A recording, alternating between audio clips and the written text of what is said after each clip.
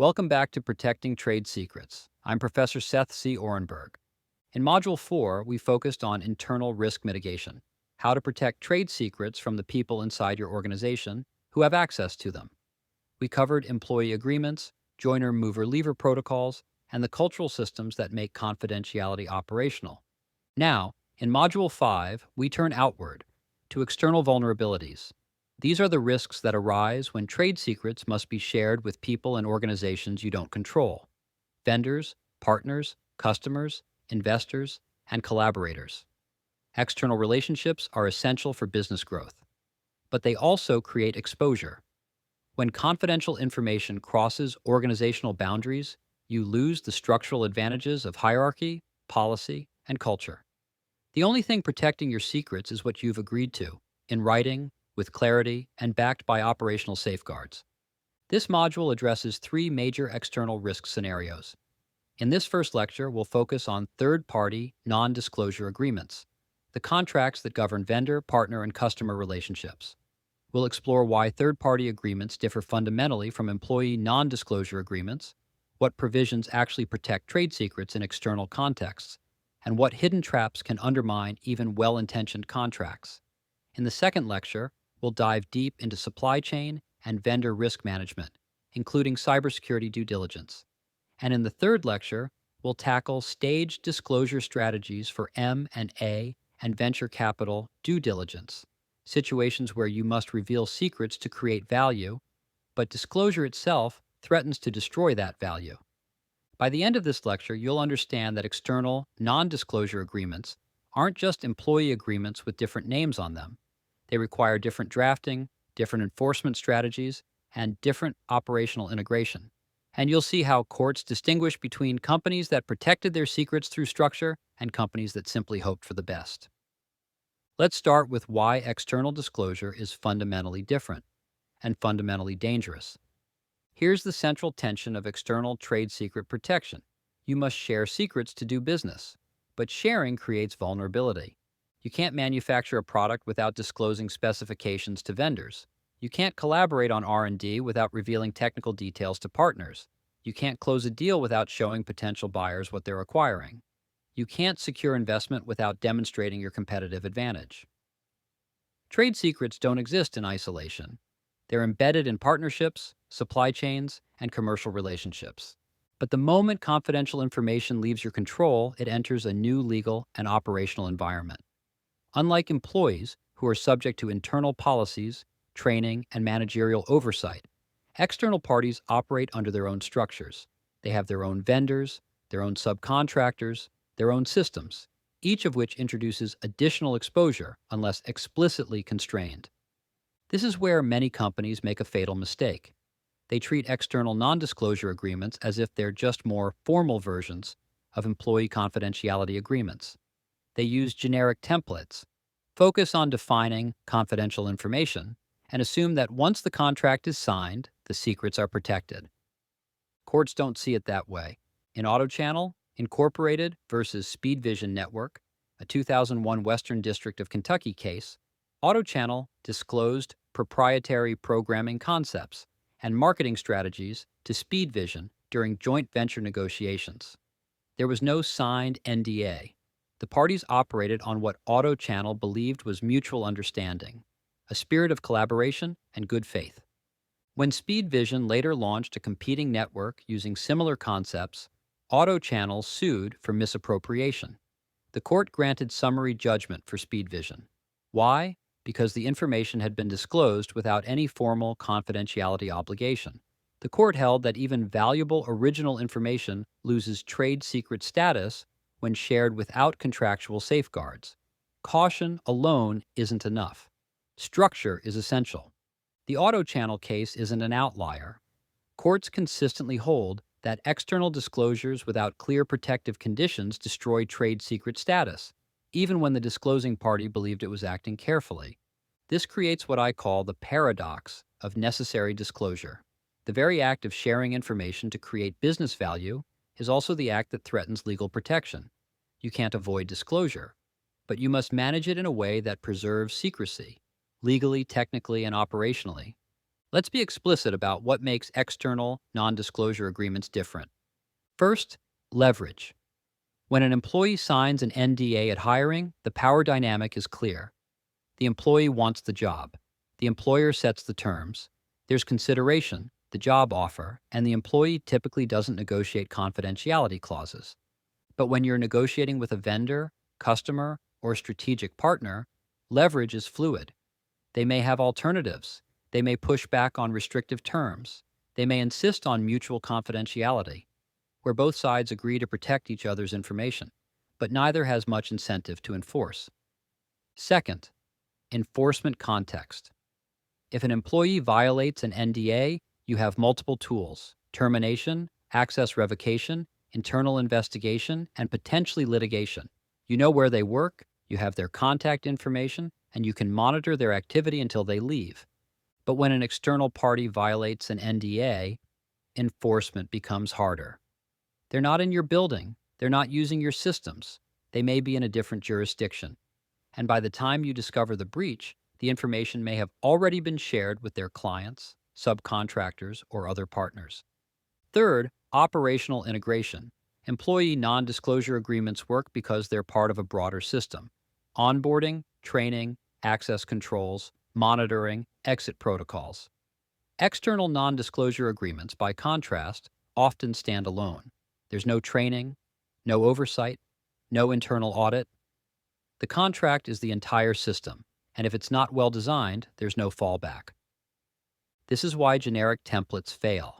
A third-party NDA must anticipate scenarios that don't arise in employment contexts: subcontracting, downstream disclosure, cross-contamination with competitors, retention after the relationship ends, and disputes over who owns resulting work product. Courts understand this. They evaluate external non-disclosure agreements far more skeptically than employee agreements. They ask whether the disclosing party took affirmative steps, not just to create obligations, but to make those obligations enforceable in practice. Let's walk through the key provisions that make third-party non-disclosure agreements functional, not just formal. Scope definition is where most agreements start and where many fail. The definition of confidential information must be precise enough to guide behavior, but broad enough to capture what actually matters. Many contracts define confidential information as all information disclosed by the company. That's too vague. It doesn't tell the recipient what they can't do. It doesn't distinguish between trade secrets and general business information. And it sweeps in public information, which courts will refuse to protect. A better approach uses layered definitions: information that is 1, marked as confidential at the time of disclosure, or 2, would reasonably be understood as confidential based on its nature and the circumstances of disclosure. This combines objective markers, labeling, with contextual understanding. It recognizes that not everything can be stamped confidential before every conversation, but it still requires the recipient to use judgment.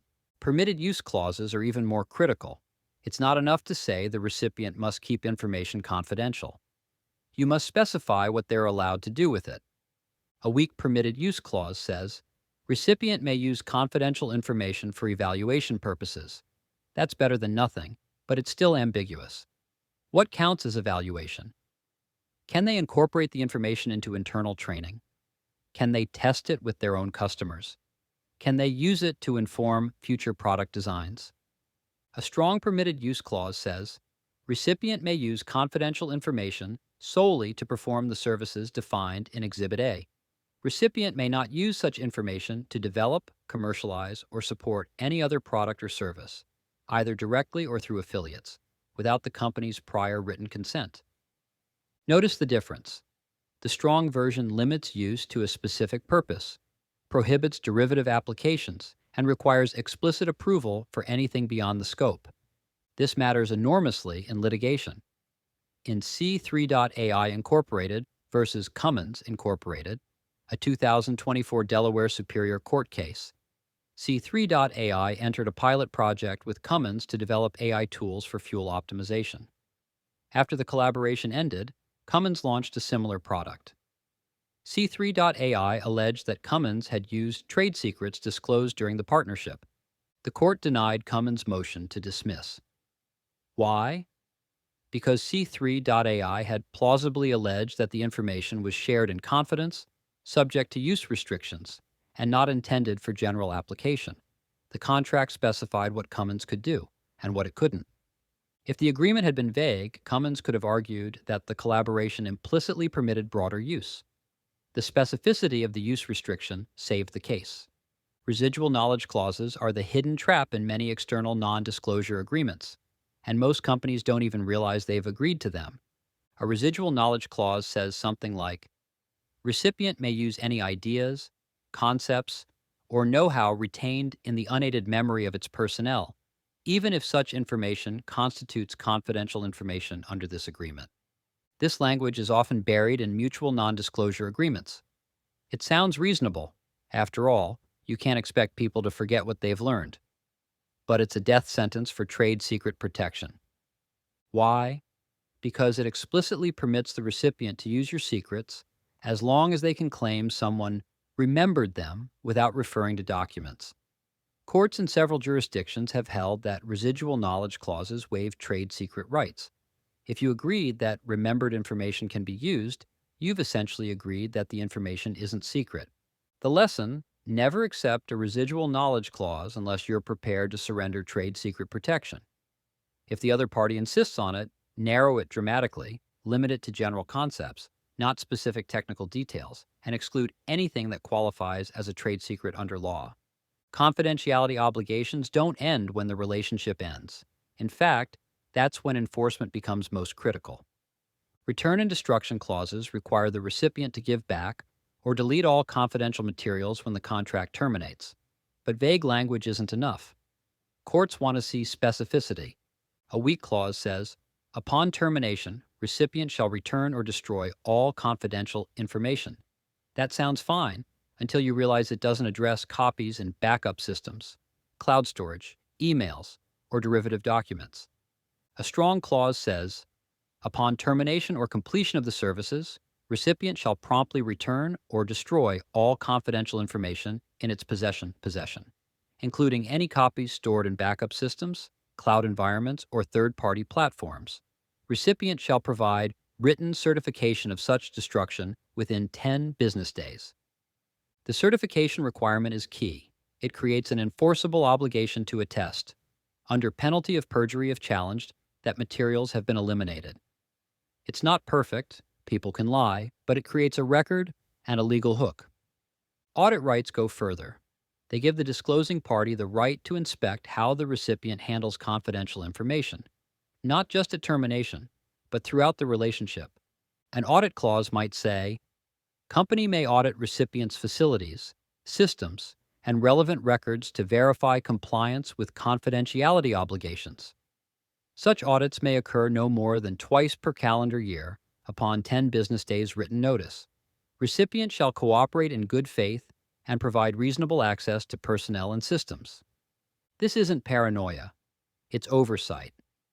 Courts give significant weight to companies that monitor compliance because it shows that secrecy wasn't just contractual theater, it was operational reality.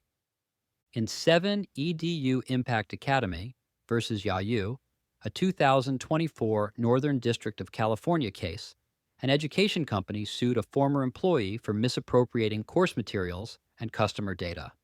The court granted a preliminary injunction, finding that 7 EDU's digital platform controls, login protections, document labeling, and defined user roles contributed to reasonable efforts, even though information was shared both internally and externally.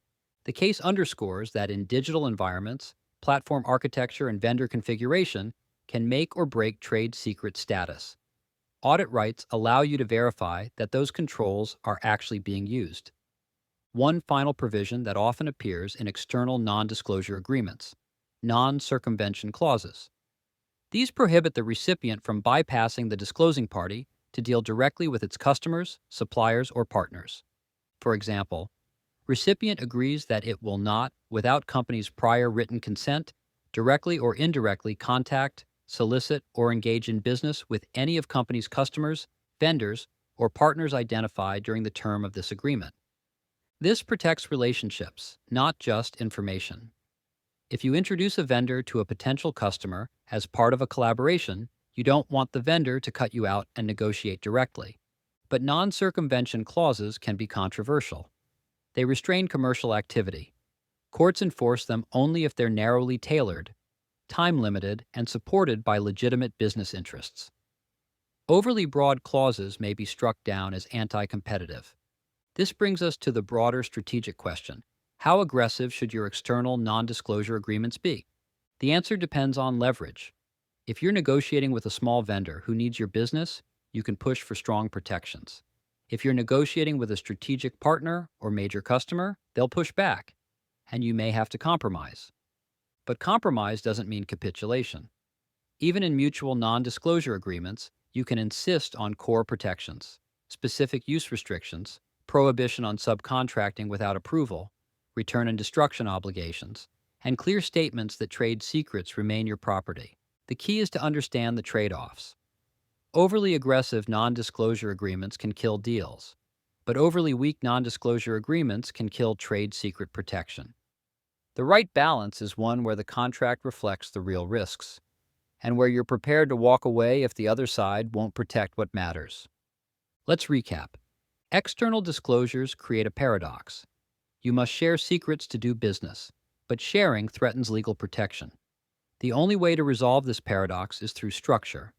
Contracts that define what can be shared, who can see it, how it can be used, and what happens when the relationship ends. Third-party non-disclosure agreements differ from employee agreements in leverage, enforcement context, and operational integration.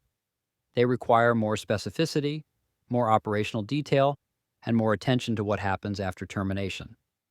Core provisions include precise scope definitions that combine labeling with context, permitted use clauses that limit applications to defined purposes, and absolute prohibition of residual knowledge clauses that waive trade secret rights. Return and destruction obligations must address backups and cloud storage, and should include written certification. Audit rights provide ongoing oversight and create evidence of reasonable efforts. Non-circumvention clauses protect relationships, but must be carefully tailored to avoid being struck down. The level of protection you can demand depends on leverage, but even in mutual non-disclosure agreements, core protections are non-negotiable. In our next lecture, we'll turn to supply chain and vendor risk management.